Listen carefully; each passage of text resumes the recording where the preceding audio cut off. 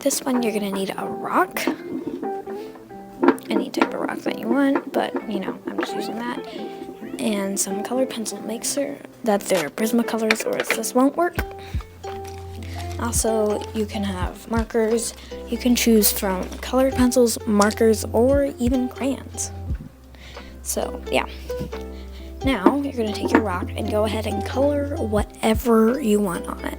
So, I'm going to go ahead and show you what I did. So, here we go. So, as you can see, I did a needle and thread. I just thought of it because, I don't know. So, it's really fun to do it with the markers. So, as you can see, I did this one with markers. And I actually did the ball of yarn with crayons. So, that's why it's so shiny. So, then this rock with the rainbow I did with the Prismacolor pencils. And also this donut.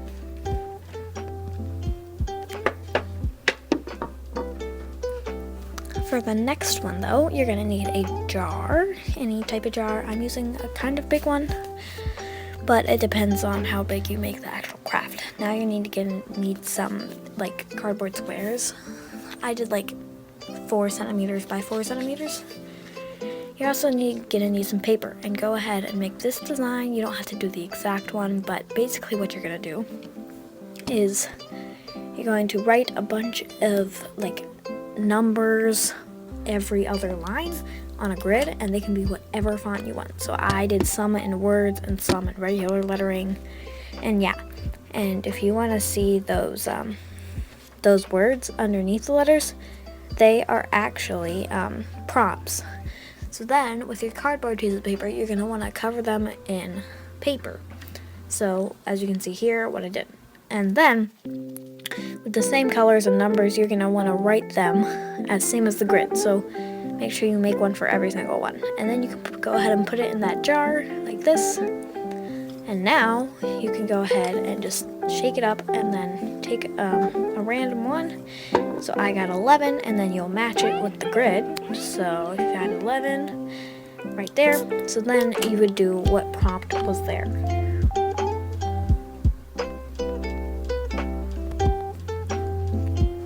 For the next one, we are making a star. So this one has a lot of designs, but you don't have to do that. So what you're gonna need is a piece of paper, any size that you want, and you're gonna want to cut it about like 1 inch wide and the whole entire paper long.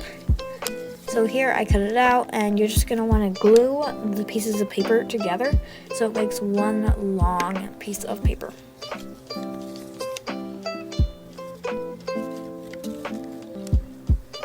And then you're also going to want to decorate the side. So as you can see here, I have a long piece of paper and I decorated it like this. So you can do random designs, or you can do something just regular, and yeah, you don't have to decorate it. You could just use regular decorated paper, but I decided to decorate it myself. So now comes the confusing part. You're going to want to tie a knot with the paper, but make sure not to like pull too hard so you don't like rip the paper. Make sure not to press down so it's still like pretty, you know, trampoline-y. So once you do that, you're gonna take your paper and you're gonna fold it over so that the design part is on the top, and you're gonna just follow the edges like here. So also that other thing that was sticking out, you can just tuck that in. So you're gonna want to just go along the edges how the angle is. So as you can see what I'm doing here, you just follow the angles until you're done with the paper. So once you're done with the paper, you can just go ahead and tuck it in to the flap if you have one, or you could tape it down, but you don't have to. I'm gonna tape it down just so I don't lose it and it doesn't, you know, like fall apart. So then you're gonna want to pinch the edges like this, okay? And once you're done with that, you'll get a little star, which is really cute. So you can make as many as you want, and as you can see here, I've also made a flower one. This one I actually drew flowers on a piece of paper and then cut it up. So yeah, the next craft is this like tin can or just jar cap decorator, so you're gonna need a cap. You're also gonna need some beads, any color beads.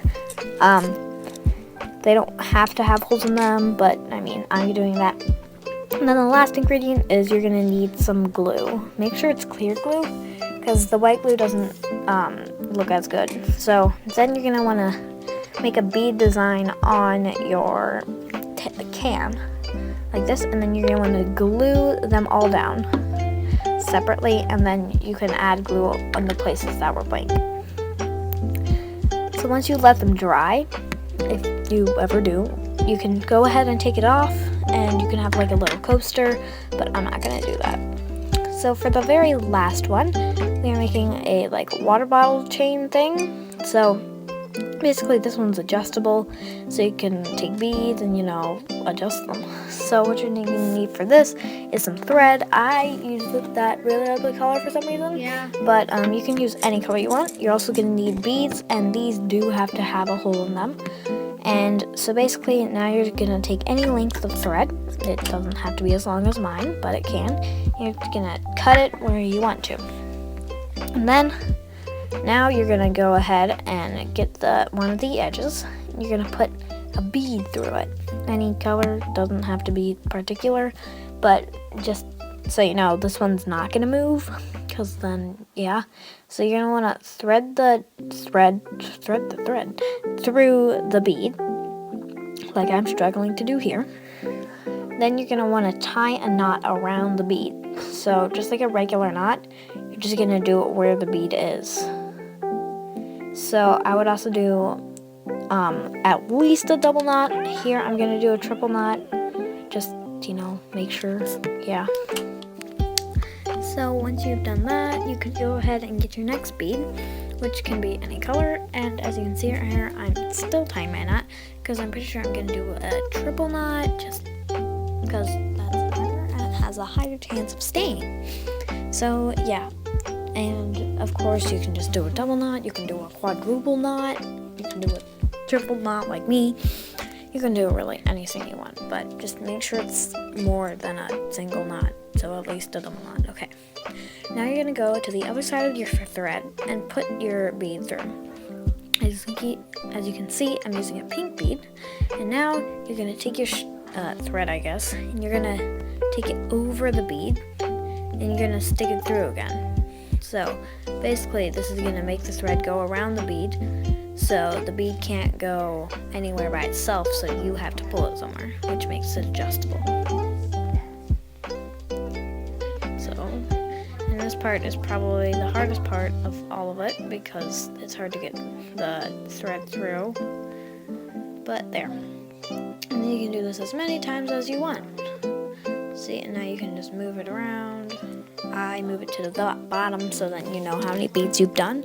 So yeah, as you can see here is the keychain that I attached to my water bottle. It's much longer, and I can adjust the beads wherever I want. So yeah.